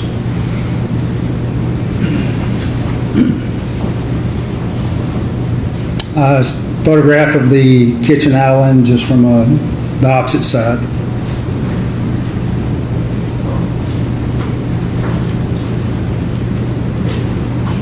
Close-up of the glass that was identified to me by the homicide unit and the clear liquid inside. And was that one of the items that were later collected? It was, yes.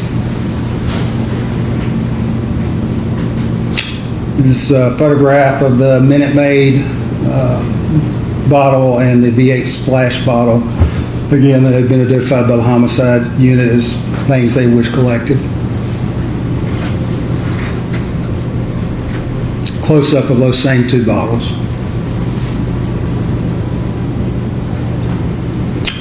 That's a close-up of the empty drinking glass that was also identified by the homicide unit as something they wanted collected.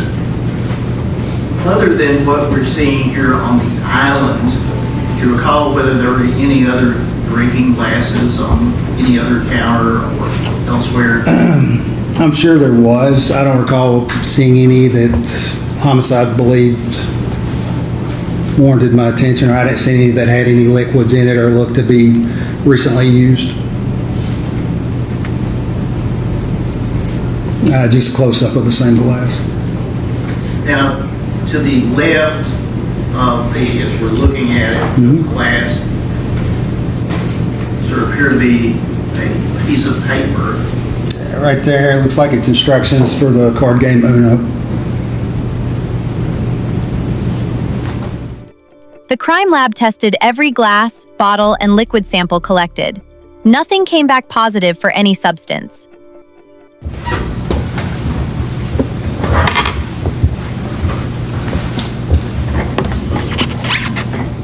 Okay.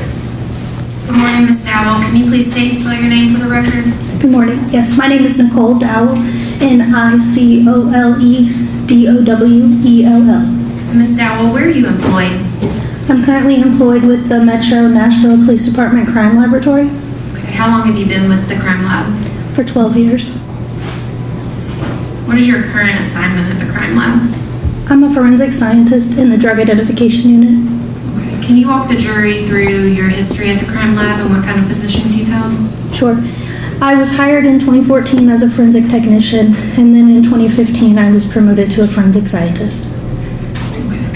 Can you describe your job at the crime lab? Yes. My job is to analyze submitted evidence for the absence or presence of controlled substances. And what kind of training have you had for your job?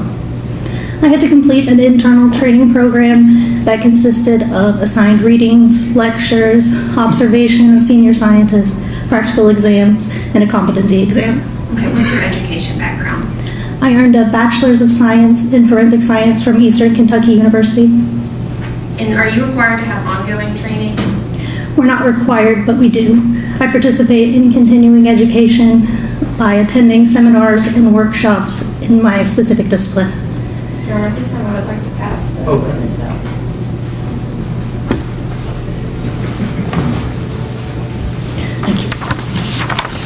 Ms. Dowell, what did I just hand you? My CV. Okay. Have you ever testified in court as an expert in drug ID? Yes. About how many times? Approximately 8 times. Your Honor, at this time I would like to tender Ms. Dowell as an expert in drug ID. No meeting question. Okay. Or again, ladies and gentlemen, Ms. Dowell will be allowed to give an expert opinion in her field, and a lay witness or untrained witness would not be allowed to give. You can place such weight upon her testimony as you choose to. Okay. Yes, sir, and at this time, can we mark her CV as the state's next exhibit 26? Should, all right. Ms. Dowell, were you asked to review evidence relating to a Metro Nashville Police Department complaint number ending in 0532? Yes. Okay. Does the crime lab assign unique lab case numbers to all the evidence it receives? Yes, it does. Okay, and what was that crime lab number associated with that complaint number I just gave you? Do you have the report? Did you create a report in this case? Yes, I did.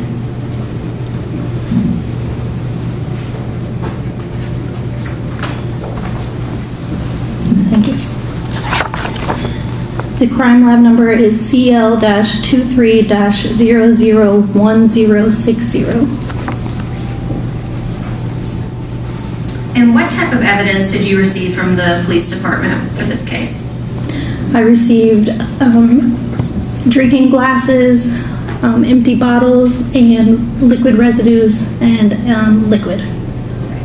And what do you do when you receive evidence from the police department?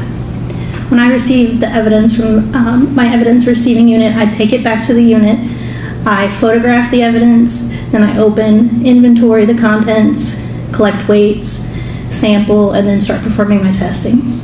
Ms. Dowell, where is the crime lab located? It's located in Madison Precinct on the 2nd floor.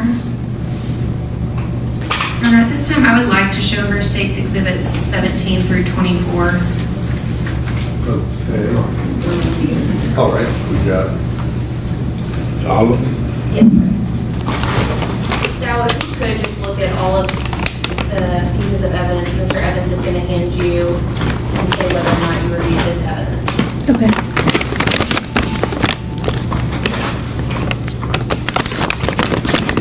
This is submission 008, and yes, I did test this evidence. Okay, what is that? This is a clear drinking glass, and I can tell that I tested the evidence because of the evidence tape and my initials and the date.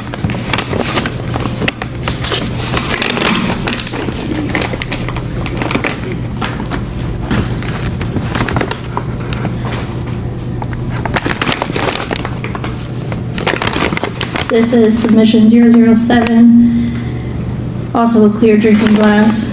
And again, I see the crime lab tape with my initials and the date on it, so I did test this out.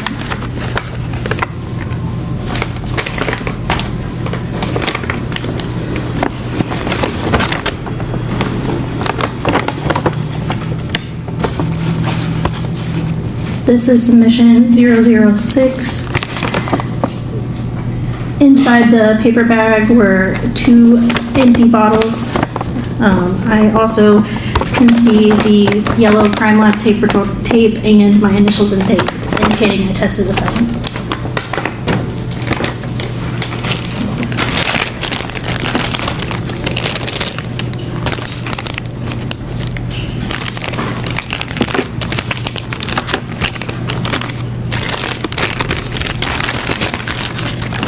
These are submissions 003, 004, and 005.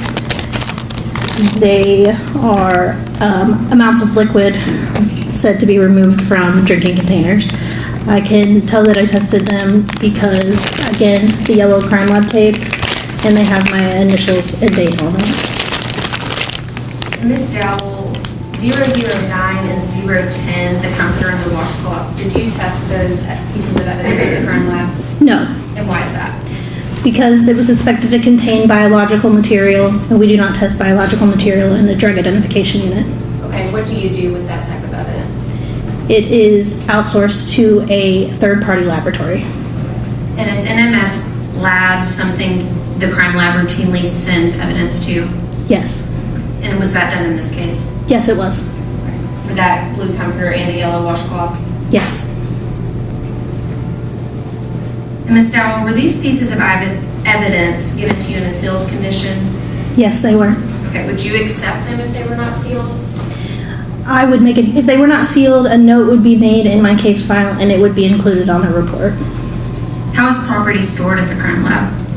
When it's received into the crime lab, it's stored in the evidence receiving unit in one of their vaults until an analyst has been assigned. And then once the scientist or analyst is assigned the case, they notify evidence receiving unit that they'd like to pick up the evidence. Then custody is transferred to the scientist and they will take the evidence back to their specific unit, so drug identification unit in my case, and then it will be stored in the drug identification vault, inside of my personal storage locker until I'm ready to perform the analysis.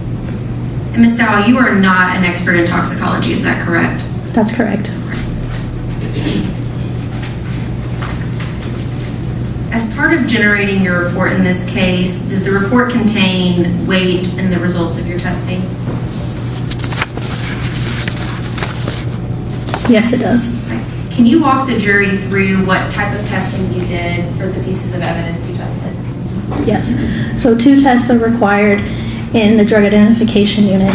Both of the tests that I performed on each piece of evidence involved a technique called chromatography. Chromatography allows you to separate components of a mixture. But to do that, you employ a stationary phase and a mobile phase.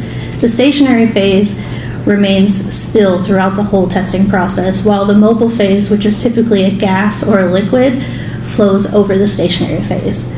Thin layer chromatography is a preliminary test that was used in this case. A glass plate coated with silica is the stationary phase. The sample is then spotted onto the plate along with a solution containing known drug standards. That plate is then placed in a solvent system. As the solvent rises vertically up the plate, separation occurs. This happens because some of the components of the mixture react differently or more strongly to the silica. So if they react more strongly to the silica, they will not travel as far up the plate. If they don't react as strongly, they will travel further. Once the solvent reaches the top of the plate, it is removed and placed in a visualization tank containing iodine. iodine vapor allows us to visualize those spots. And then we can compare the unknown sample spots to the known sample spots, standard spots, excuse me. The confirmatory test used in this case is called gas chromatography mass spectrometry, or GCMS. It is two separate instruments that are combined together. The gas chromatograph, again, allows for separation of components in a mixture. So in this case, the sample is injected into the instrument where it is vaporized, so it's now in a gaseous phase. It flows through a column, and that column has an internal coating, which is the stationary phase in this case. So a column, you can think of it like a long, thin straw. So if the inside of the straw is where the coating is. In the mobile phase, in this case, is helium. It flows through the column and helps the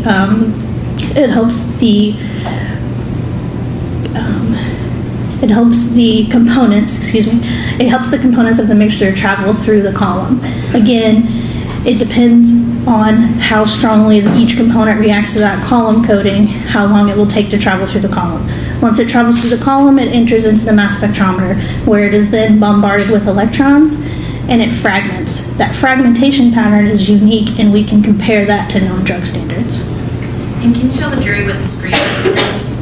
Yes, so the screening method is what we use on the gas chromatograph mass spectrometer. It allows for us to screen for a wide variety of controlled substances. And is cocaine one of those substances that it would screen for? Yes.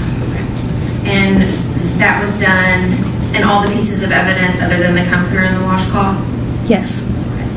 And Ms. Dowell, were you able to detect any sort of substance in all of the pieces of evidence you examined? I didn't detect any controlled substances in any of the items I tested. Under cross-examination, the lead detective admitted he'd initially believed a cup was missing from the scene, but it turned out to have been there the entire time, sitting by the sink, simply overlooked. He also acknowledged his team never searched every drawer or container in the apartment, despite believing they were investigating a case of someone consuming a drink that had been tampered with. 2 days after the incident, Jade lost the pregnancy. On March 6th, what would have been Jade's 25th birthday, she lost her life.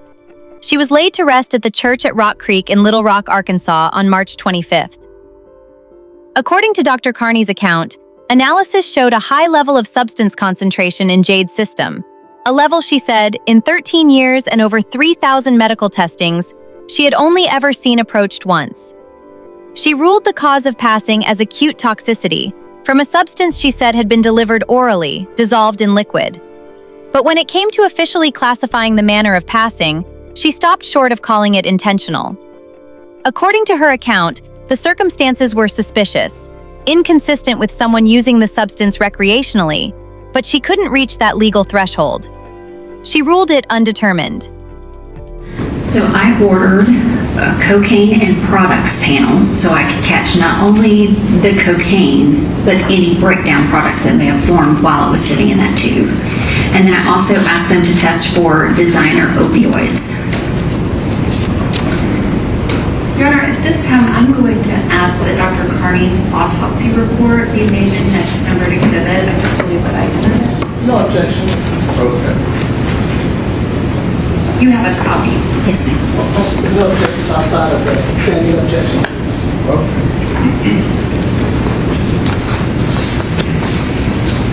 Dr. Carney, your autopsy report, which is now exhibit 32, did you incorporate the NMS lab work order number 231268889 as part of your report? Yes, I did. And did you rely on these findings in making your determination as to the cause of death? Yes, ma'am. Your Honor, may I publish a page from Dr. Carney's autopsy report to the jury that is part of Exhibit 32? Okay. Dr. Carney, can you describe what is shown here on the screen? This is the front page of the toxicology report, and this shows the positive findings, the testing that I requested, and the specimens that they received. And it also has her identifying information up in the right-hand corner. And this next image is kind of a zoomed in image. Can you describe what was the testing that you requested as it related to just the item 001 hospital blood? So if you see under testing requested, I asked for the 1303B test, which is cocaine and products panel on the blood, and then the 1480B designer opioids on the blood. And going to just that first blood sample from the 225-23 at 2231, can you describe the toxicology results and kind of what those results mean? What is the result related to cocaine with the result of 78? So this is the actual parent drug, cocaine, that was present at 78 nanograms per milliliter in the blood. And can you describe what that means of parent cocaine? When someone ingests cocaine, are there things that happen within your body, and are there other substances that are created? Yes, so the body, you'll absorb the cocaine and have this parent drug, cocaine, in the blood. And then, like I mentioned, the enzymes will break it down, and so you have breakdown products. So these other two that are listed, the benzyl ecgonine and the ecgonine methyl ester, are the breakdown products. And can you describe the difference between the two? So you typically don't see a large amount of ecgonine methyl ester circulating in a live person's blood, but it very well can form post-mortem in a tube of blood or even in the body as the blood sits there and they're awaiting to have their blood drawn, for example, at an autopsy. So when we look at these breakdown products in the autopsy setting, this ecgonine methyl ester was likely parent cocaine at the time of the person's blood draw. Your Honor, but it's I would object to this witness testifying to things that relate to toxicology as opposed to a pathologist, and she has not been qualified as an expert on toxicology. Okay, do you want to ask whether she can, her experience, make that connection? Yes, Your Honor, I'm happy to. Dr. Carney, do you have training and experience in toxicology and interpreting these findings because it is required for you to determine a cause of death? Yes, ma'am. That's part of my job, is to take toxicology results in the autopsy setting and apply them and determine a cause of death. Do you perform autopsies where the outcome of the circumstances is the person overdosed on narcotics? Yes. And so is this something that you do on a regular basis? Yes, ma'am. Are you extremely familiar with the topic that you were speaking about? Yes. All right, I'll overrule objection. Can I take the witness on word item? I'll overrule objection. Go ahead. If you could continue, you were explaining that the ecgonine methyl ester, that it was most likely the parent cocaine. Can you describe what you mean by that? So like I mentioned, this cocaine is about the only drug that does this, where the enzymes in the blood can continue to break it down after death. Most everything else relies on being circulated through the liver, and really nothing changes after death as far as if you get them to autopsy soon after death. In this case, the ecgonine methyl ester has formed because the esterase is in that clear top tube that didn't have the preservative to stop the breakdown, has broken down the cocaine into ecgonine methyl ester. So if you add the cocaine number and the ecgonine methyl ester number together, that will give us an idea of how much cocaine was in her blood at that point in time on February 25th, 2023 at 2231. And so is it your testimony that that amount would be 7,878 nanograms per milliliter? Yes, ma'am. So that would be the concentration of cocaine in Jade Benning's blood on February 25th, 2023 at 22:31 p.m. Yes, ma'am. Dr. Carney, you've already testified that you have performed autopsies where someone has overdosed. Can you describe, is that amount of cocaine in a person's blood, is that common?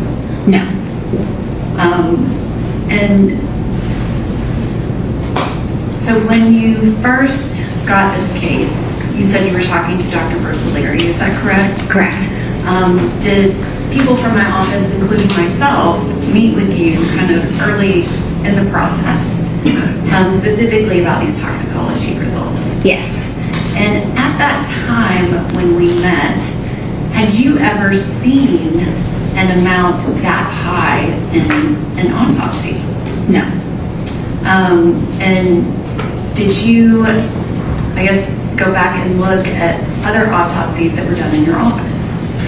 I look primarily at my cases because I'm familiar with those. I've interpreted those. And that was almost 300 cases that I signed out. The cause of death or contributory cause of death, including the drug cocaine. And in that first time that we met, had you ever seen anything close to that level? I could not recall anything this high. What would a typical level be in a overdose where it's just cocaine, no other substances, that you were familiar with from your 300 cases? So I went back over the acute cocaine intoxications, and they're pretty much all under 1,000 nanograms per milliliter. 2 or 3 were in the 1,000 to 2,000 range. And since that first meeting that we have, did you do another review looking for anything that compared to this particular result? I did go back through looking at all of my acute cocaine intoxications, really trying to look at those carefully. I even looked at dozens of the ones that had cocaine plus other drugs involved. And did you find anything that was similar to that amount of 78 nanograms per milliliter? I found one. And can you describe what was the result in the one case that you found? The cocaine level was 10,000 nanograms per milliliter in the blood. And going back to the ones that you had done that you initially reviewed where 1,000 was the highest, can you describe what were the findings in your autopsies of the method of ingestion? So a lot of these we do have scene investigations. They look for drug paraphernalia, and in many of those you would find evidence that the person smoked it, or perhaps we would call it nasal insufflation or snorting it, or intravenous injection if they were able to put it in a syringe and inject it into the veins. Had you ever, I guess, done an autopsy before where oral ingestion was the method? It's very uncommon, and I did not recall cocaine ingestion being a common method of administration. And that one case that you found that the medical examiner's office and autopsy was performed, what was the method, or can you just describe the circumstances of that particular case? That one was believed to be ingestion. It was someone who had been taken into custody, was believed to have swallowed something while in intake at the detention center, and then died during the booking process. And when you say died during the booking process, what was the amount of time? And you said they ingested it. How did they ingest it? Swallowed. So it was an oral ingestion. Do you know an approximate time frame? I don't, but it did not sound like it was a very long period of time. So something that happened fairly quickly, comparatively speaking. Yes, ma'am. And in that autopsy, I guess, are you familiar with autopsies where there's been other oral ingestions of cocaine? I did have another one with oral ingestion of cocaine, but it was mixed with another drug. And we knew that it was oral ingestion because I found the bag with the crystalline substance that had broken open that was still in the stomach. And typically, what is the result going to be for cocaine in a case like that where someone swallowed a bullet? Have you looked at any data related to that? Yes. So in the literature, it shows that those are the cases where they swallow cocaine in an attempt to transport it somewhere internally, not to use it for its effects, or they swallow it to avoid perhaps being caught with it. In those cases, the cocaine level is high. Is it as high as the 7878 or the 10,000 in the other case? Yes. And specifically that case with the 10,000, in that autopsy, was there a bag found? No. And can you describe what would the bag potentially have to do with what the cocaine level would ultimately be? Well, if you have a bag or some sort of protective covering, then that's going to delay the time, because then the acid in your stomach has to kind of break through that bag in order to get to the drug. So it should delay it. And can you describe what information did you have about the method of ingestion related to Jade Benning and the subsequent cocaine testing? I found from the police investigation there was concern that she may have ingested it by drinking it. More than a year after Jade's passing, Blaise was arrested in Utah, where he'd relocated for a new coaching job.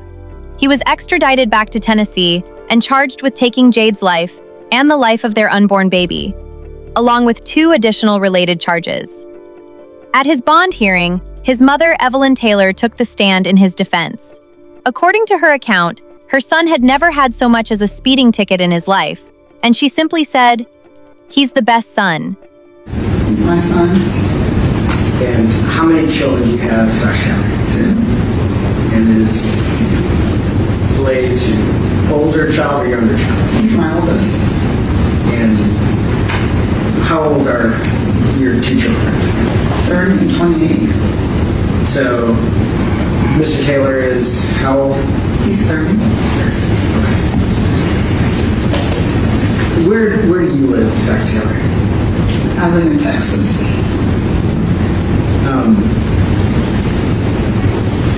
Can you tell us a little bit about who Blaise Taylor is?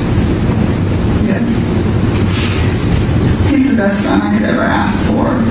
He's a loving son, a loving brother, a loving grandson, a loving nephew, a loving friend. He's never given me any problems. All throughout school, he was an A student. He was always the teacher's pet. Baptist kindergarten teacher, still keeps up with them to this day.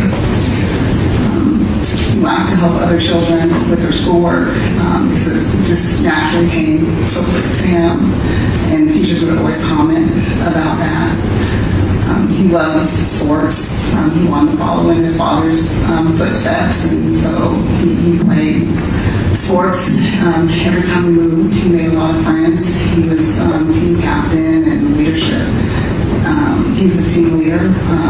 A lot of the parents would come to me and tell me that how much respect they had for him. He was a good student in the classroom and in sports, and he was the type of boy that they wanted their children to hang around because he was never getting in any kind of trouble and was very respectful. Where did this, I'm going to interject for a minute. Where did Mr. Taylor grow up? We lived all over. He was born in Texas, but because of my husband's profession, we move every few years. So we lived in Texas. From there, we went to New Mexico, and then Louisiana, and then Tennessee, then Oklahoma, and then Alabama, and then Arkansas. And is it fair to say sports are kind of a big deal for your family? Yes. So you mentioned he was very involved in sports. What sports specifically was Mr. Taylor involved in? Well, his favorite sport was football. And that's real big in your family. Yes. When did he start playing football? When he was 5 years old. And how long did he play? He played through college, and then he got an invite to try out for the New Orleans Saints upon graduation or after senior year. And he ended up not pursuing it professionally? He didn't make the team, the Saints. How did he, let's start with high school. How did he perform in football in high school? He was a team captain in high school, one of the leaders on the team. He actually graduated early. He graduated a semester early so he can go to college early. And you mentioned a little bit about his grades while he was team captain and playing football. How were his grades in high school? All A's. And then where did he end up going to college? He went to Arkansas State University. And I think we heard a little bit about that during the trial. Did he play football in college also? Yes, he played football in college, and he actually graduated with his bachelor's and his master's degree in business in 2.5 years. He was the first college football player to ever do that. And while he was there, he started a nonprofit, the Power 102. He's very passionate about helping children in underserved areas and communities. And so while in college, he and his sister co-founded that nonprofit. And they just did a lot of community events for those children, mentored them. He was a big brother. He volunteered at the alternative school. And his senior year, I think he went like 3 times a week. Does that nonprofit still exist? The nonprofit still exists. They've actually given almost like over $90,000 in scholarships. They help each year. They do school supply drives for kids in underserved areas. They do Thanksgiving baskets and about the kid for Christmas for children that don't have resources to get presents for Christmas. Pretty much whatever the needs are wherever we live in the community, they just try to serve those children and just meet their needs. And you said that Mr. Taylor's sister was involved in that as well? Yes. So if you talk to his sister Star, she'll say that he's her role model. She followed behind in his footsteps, and she's an A student as well. And if you ask her why does she make A's, she'll say because Blaise did.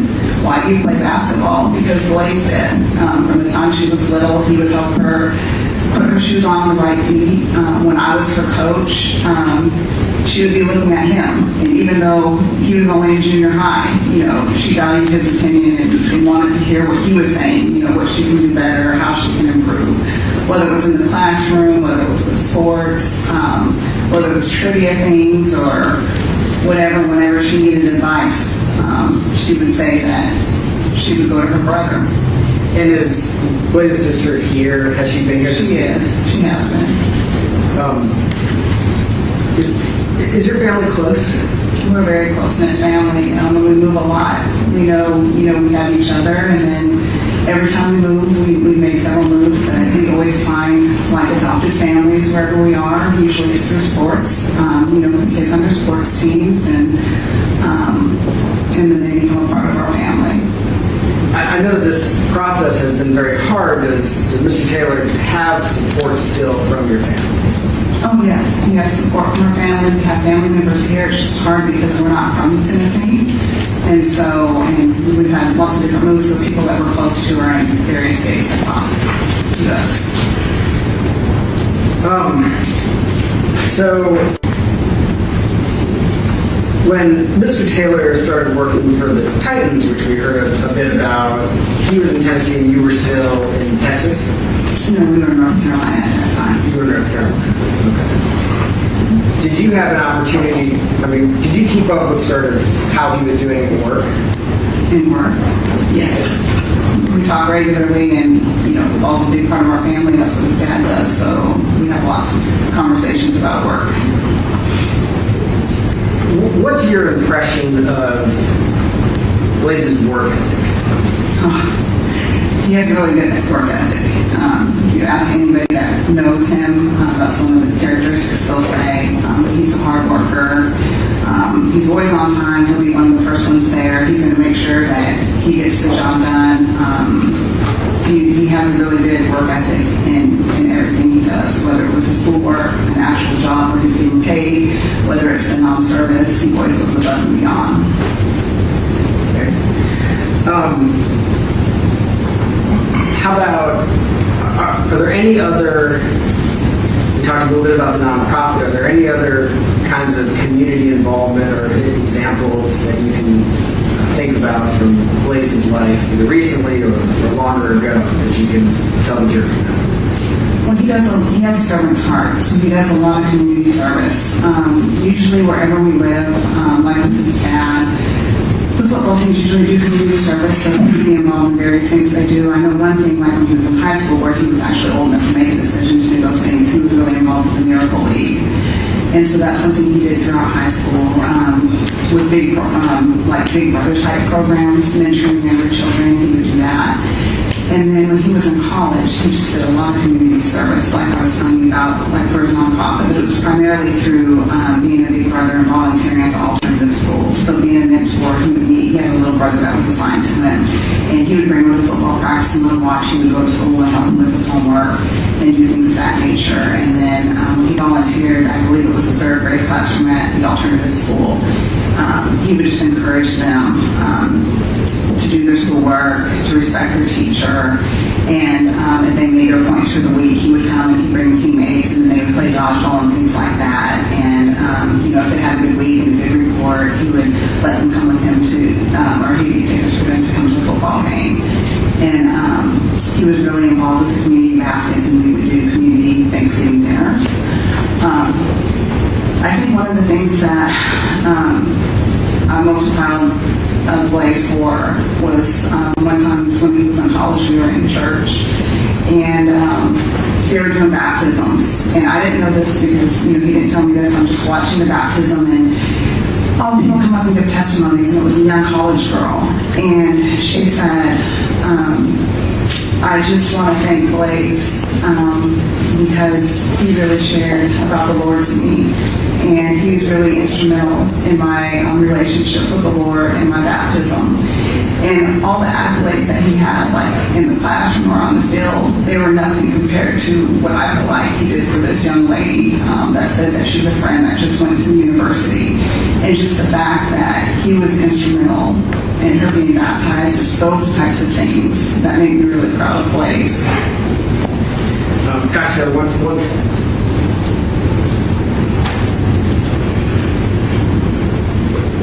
Thank you, Dr. Taylor. I think that's all. Well, let me ask this. Is there anything else you think you want to share with the jury that I haven't asked you about? You're all right. I would object to being that open-ended. Okay. That's all I have. Any questions from the state? No, Your Honor. Prosecutors pointed out something quieter underneath that statement, that a mother only knows what her son chooses to tell her. And what he'd told her wasn't the full picture. At trial, both sides built their case around the same 6 minutes. Prosecutors argued the timeline proved intent, a 4-minute window between an untouched photo and the deleted final selfie, a delayed 911 call, and a history with another woman that mirrored exactly what Jade described happening to her. The defense argued there simply wasn't time to plan or clean anything up, that Jade herself had a documented history with past substance use, that the missing cup was never missing at all, and that even the state's own medical examiner refused to call it intentional. The jury didn't agree with the defense. They found Blaise Taylor guilty on all 4 counts, tied directly to both Jade's passing and the loss of their unborn baby. He was sentenced to life in prison on each of the 3 most serious counts. Nobody actually witnessed what happened in that kitchen, but the medical testing reports, the moved camera, and the missing cup that was never really missing were very important details of this case. What is left is one plain repeating fact. A woman got pregnant and he didn't want the baby. That happened with Apple. It happened with Xavier. And on February 25th, 2023, it happened one final time, and this time, nobody walked away. These cases spark conversation for a reason. Be the person to offer help if someone needs it. Trust your instincts and don't ignore warning signs.